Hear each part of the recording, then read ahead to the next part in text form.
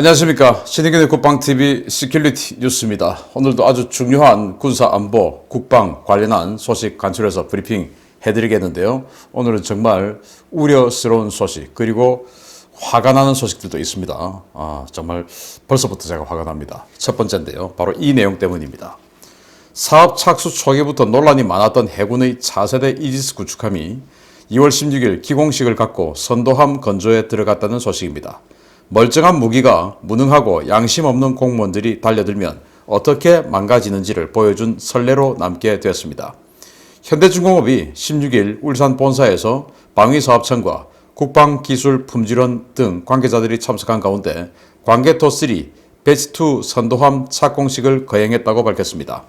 이번에 건조되는 구축함은 세척이 전력화된 세종대왕급을 확대 개량해서 건조되는 차세대 이지스 구축함 3척 가운데 첫 번째 함으로 내년 하반기 중에 진수되어 2024년 11월 해군에 인도될 예정입니다. 이 구축함은 차세대 이지스라는 수식어가 붙었지만 차세대와는 거리가 먼 성능, 즉 현세대로 수탄 논란에 시달렸습니다. 이제 단종되는 구형 이지스 레이더인 스파이-1D 레이더는 미 해군이 최신형 이지스 레이더인 스파이-6 AMDR로 바꿔주겠다고 제안했지만 설계를 바꾸면 전력화 시기가 늦어진다는 해군 당국의 반대로 결국 구형 이지스 레이더를 그대로 장착하는 것으로 결론이 났습니다. 이 구축함은 깡통이라는 지적도 받고 있습니다. 당초 박근혜 정부가 광개토3 배치2 사업을 시작한 것은 북한의 탄도미사일을 요격할 수 있는 MD 자산 확보가 목적이었는데요. 당국은 MD를 위해 반드시 필요한 SM3가 비싸고 도입 시간이 무려 10년 가까이 걸린다라는 말도 안 되는 주장을 내세우며 SM3 도입을 철회하고 국산 요격미사일을 자체 개발해서 2030년대 이후에 배치한다는 황당한 결정을 내린 바 있습니다. 지난 정부에서 시작된 세종대왕 배치2 사업은 최신형 AMDR 레이더와 SM3 미사일로 무장한 무적의 방공함이 될 수 있었는데요. 이런 멀쩡한 무기가 양심 없고 무능하며 무지하기까지 한 이 당국자들의 손에 의해 세계에서 가장 비싼 깡통 이지스 구축함으로 전락하고 있습니다.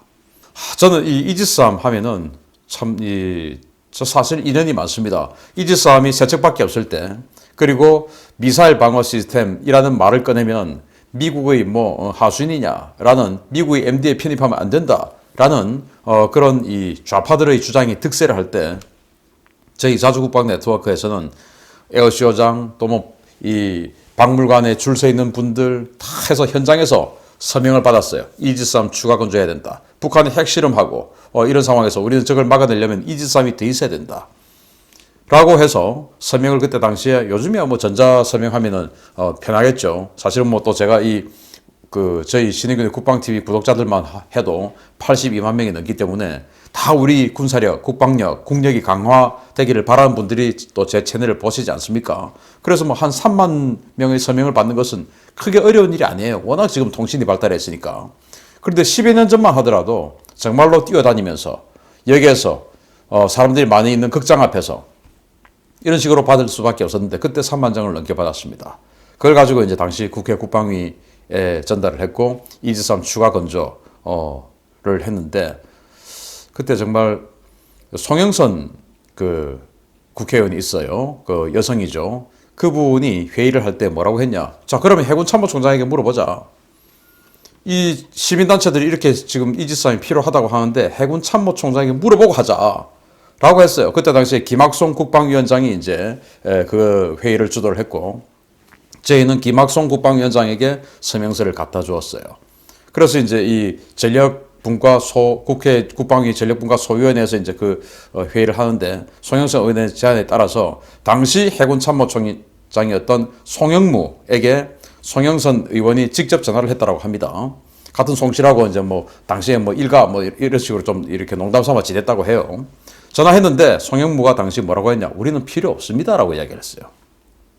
왜? 정부 입장에서는, 국방부 입장에서는 이런 1조 원 이상 가는 이런 이지스함이 해군이 추가로 하게 된다라고 하면 해군은 바로 찍히는 상황이었죠. 그때는 완전히 육군의 세상이었으니까.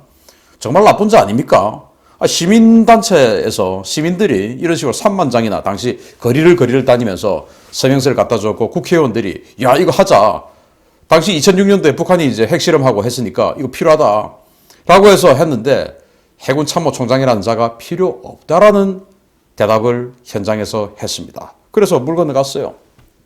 그러다가 최윤희 해군 참모총장이 합참의장이 된 이후에 이게 급물살을 탔죠. 그 사이에 북한은 핵실험을 3차 이상을 했고, 그래서 이제 이 미사일 방어 시스템이 있어야 된다. 당시 김관진 국방부 장관도 설득이 되었고, 그렇게 해서 이 추가 이지스함 건조에 들어가는 것을 확정을 했습니다.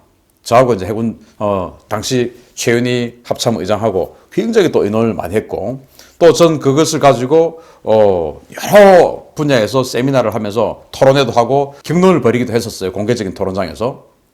그렇게 해서 결국 SM3가 필요하다라고 해서, 왜냐 SM3는 정면에서 이렇게 막아내는 게 아니고 측면에서 미리 떠서 궤도를 잡고 있다가 다시 날아온 탄도미사일 옆에서 가서 때려버리는 것이기 때문에 아주 요격 성공률이 높다. 그래서 공군이 주장하는 것처럼 북한이 쏘는데 우리는 정면에 가서 막아내야 되는 그런 미사일 방어 시스템. 그래서 이제 패트리어트는 이렇게 정면에서 막는데 SM3는 바다에 있으니까, 이지스함 바다에 있으니까 북에서 미사일이 날아오면서 측면에서 어떻게 때리냐. 이 찰나의 순간에. 그게 아니었죠. SM3는 이 램젯 엔진으로 빨리 확 떠가지고 고도를 잡고 탄도미사일을 따라가면서 옆에서 측면에서 쳐버리는 이런 시스템입니다. 그걸 이제 제가 설득을 했고, 그걸 이제 당시 국방부에서 이해를 했고, 그런 여러 가지 작용 덕분에, 뭐 저 혼자의 노력 절대로 아닙니다. 그런 여러 가지 노력들 덕분에 이지스함이 추가로 건조되게 되었어요. 자, 그런데 이제 정권이 바뀌었습니다. 송영무가 국방부 장관이 되었죠. 그 다음 국방부 장관이 정경두였죠. 2019년에 미국이 새로운 해군력 건설을 위해서 AMDR이라는 스파이6 이지스 레이더를 만들었습니다. 그 AMDR 장착된 이 신형 알레이버급 이지스 구축함을 만드는데 기존에 있는 이 이지스 함들의 추가 건조 소요도 필요했던 거예요. 그런데 스파이1은 이제 단종된 겁니다. 스파이1이라고 하는 레이더는 단종된 거예요. 그거 지금 한국에 들어가 있는, 한국에서 구입해서 계약한 3개밖에 안 남아있는 거예요. 미국이 이게 필요한 겁니다, 지금. 그래서 한국에게 제안합니다. 그 스파이1과 스파이6인 이 AMDR의 가격은 아주 크지만 이걸 그냥 맞바꿔 줄게. 우리 지금 이거 필요해. 개량하고 해야 되니까 필요해. 그 대신 한국 너희들은 더 좋은 거 해. 가격 똑같이 받을게. 라고 했는데 한국이 그걸 거부했습니다. 한국 해군에서, 한국 국방부에서 거부했습니다. 그 거부의 주체는 누군지 모르겠습니다. 다만 당시 국방부 장관 정경두, 해군 참모총장은 심승석, 이들이 큰 작용을 했겠죠. 거부했습니다. 명분은 뭐냐? 이 AMDR을 지금 가져오면 설계를 변경해야 되는데 그럼 전력화 시기가 늦어진다. 나쁜 자들 아닙니까? 나쁜 자들이죠. 이 AMDR은 F-35급의 스텔스 전투기를 330km에서 탐지할 수 있는 어마어마한 능력의 군함이에요. 일본이 F-35 대량 도입하죠. 100대가 넘게. 중국이 J-20 스텔스 전투기 지금 막 생산하고 있죠. 그런 것들을 우리는 동해에서 서해에서 전부 탐지할 수 있는 거예요. AMDR이 있으면. 그런 기회를 날려버립니다. 왜? 전력화 늦어진다고.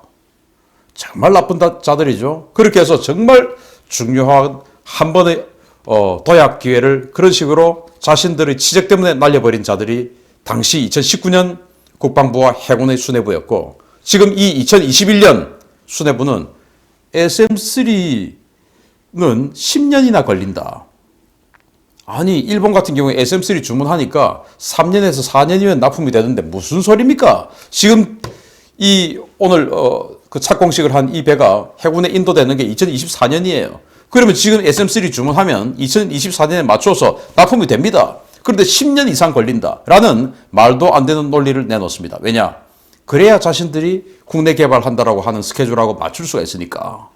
국내 개발해서 탄도미사일 탄자도 모르는 자들이 과연 정말 그걸 제대로 맞출 수 있겠습니까?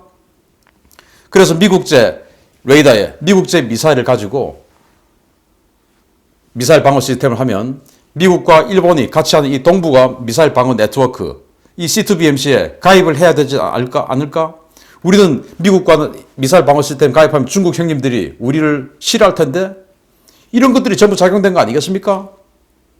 아니, 박근혜 정부 때 이 이지스함을 추가 건조하기로 했던 것은 뭡니까? 북한의 핵과 탄도미사일을 빨리 막아야 되겠다. 그리고 SLBM, 이거는 답이 없구나. SLBM 막아야 되겠다. 이 논리 때문에 이지스함을 추가로 만들기로 했는데 2030년대 이후에 우리가 국산 미사일 만들어 줄게요. 2030년대까지 북한 SLBM 위협이 없고 ICBM 위협, 그리고 우리 중거리, 단거리 탄도탄 위협 없습니까? 정말 나쁜 자들이죠. 해군 정말 정신 차려야 됩니다. 제가 뭐 정말 이 친구가 해군 이 전문공모 수뇌부에 있어가지고 참 비난 안 하기로 약속했는데 이런 거 보면 비난 안 할 수가 없어요. 정말 나쁜 자들입니다.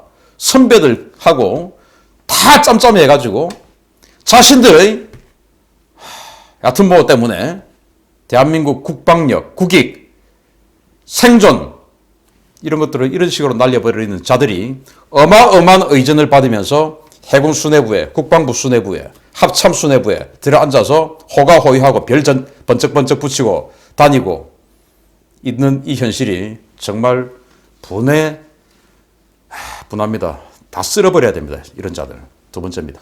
우리나라의 국토교통부와 서울특별시 지원 속에서 우리 국민들로부터 무려 6천억 원이 넘는 투자를 받아낸 중국 대형 드론 기업 이항이 알고 보니 사기꾼들이었던 것으로 드러났습니다.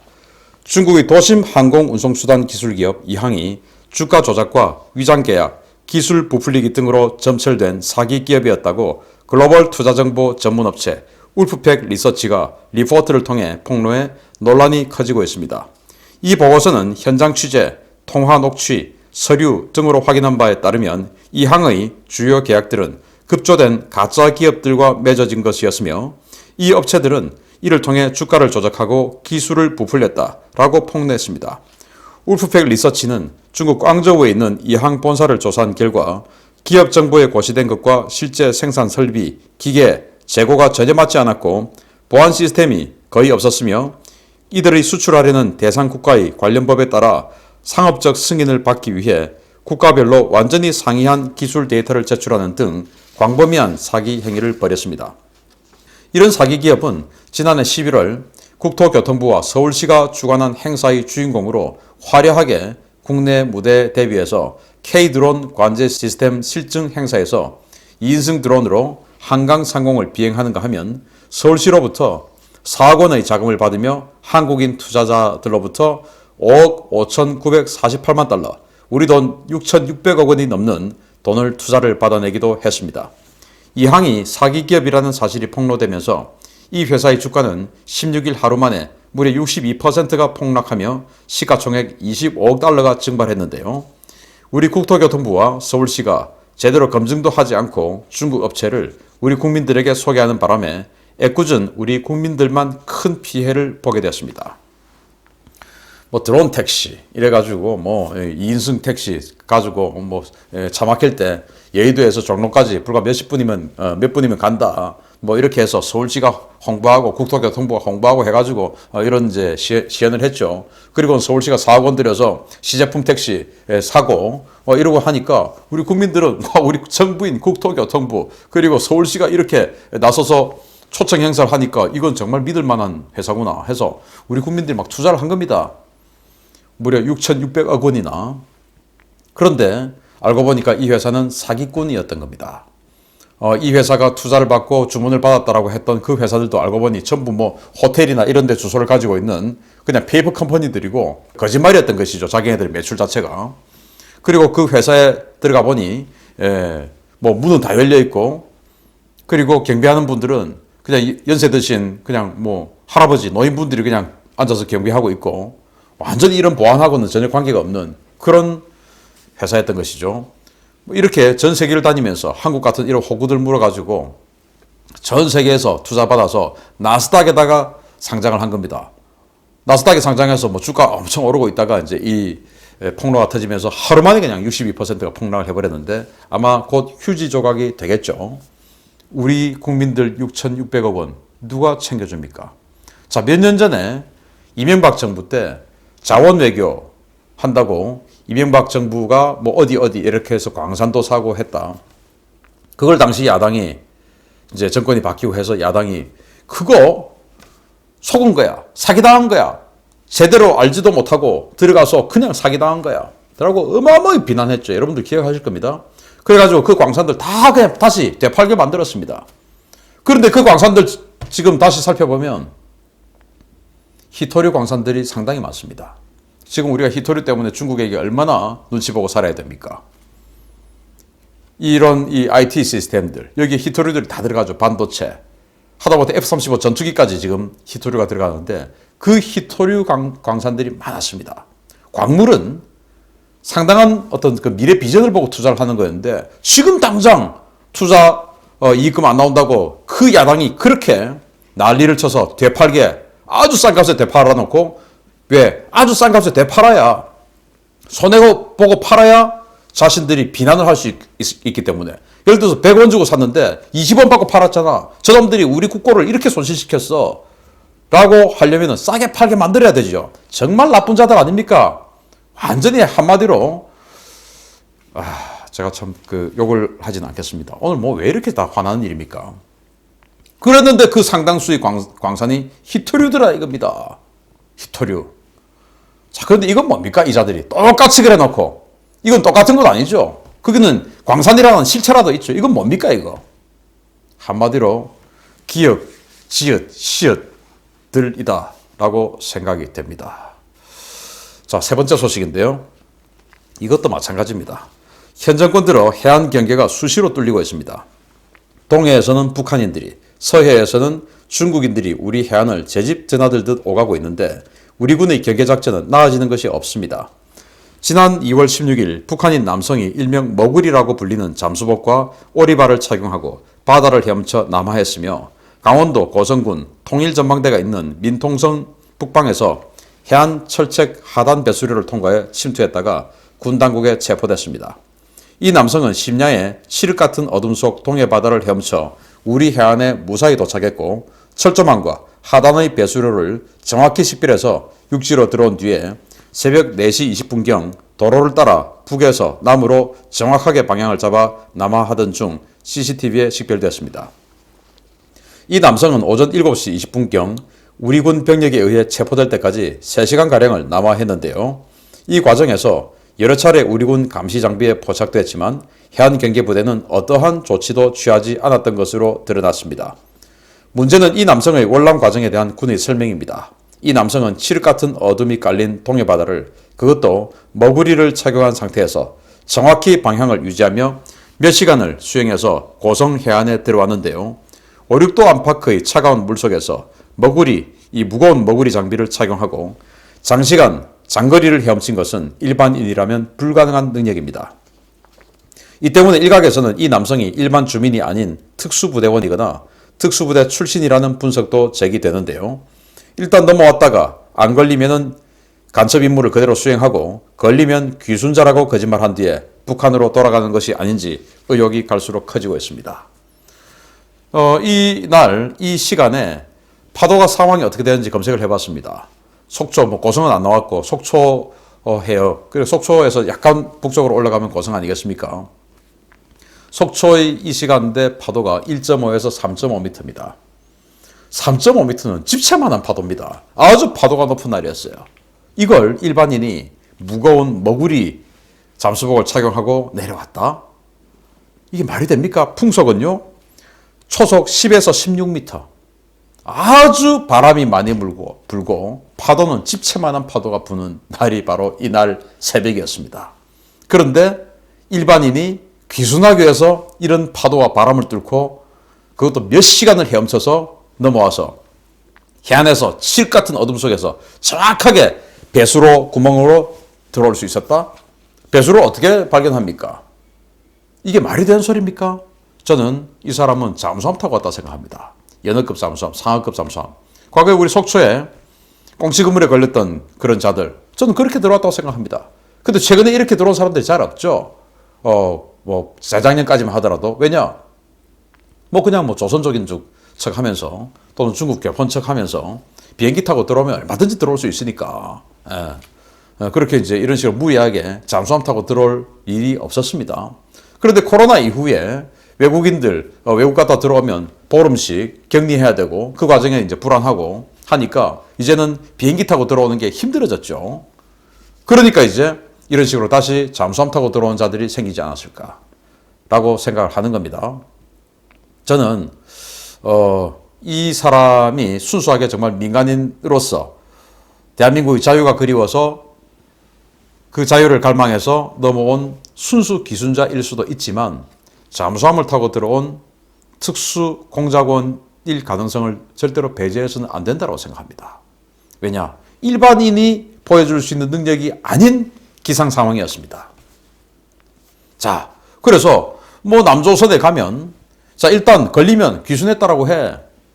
라고 하면 다 또 패스되니까 그거 아마 북한 공작원들에게 교육할지도 모릅니다. 교육 프로그램에 제가 남파 공작원 또는 제가 지금 북파 공작원 교육하는 사람이라면 저는 반드시 그렇게 교육할 겁니다. 가서 일단 걸리면 침투 과정에서 걸리면 귀순하러 왔다고 해.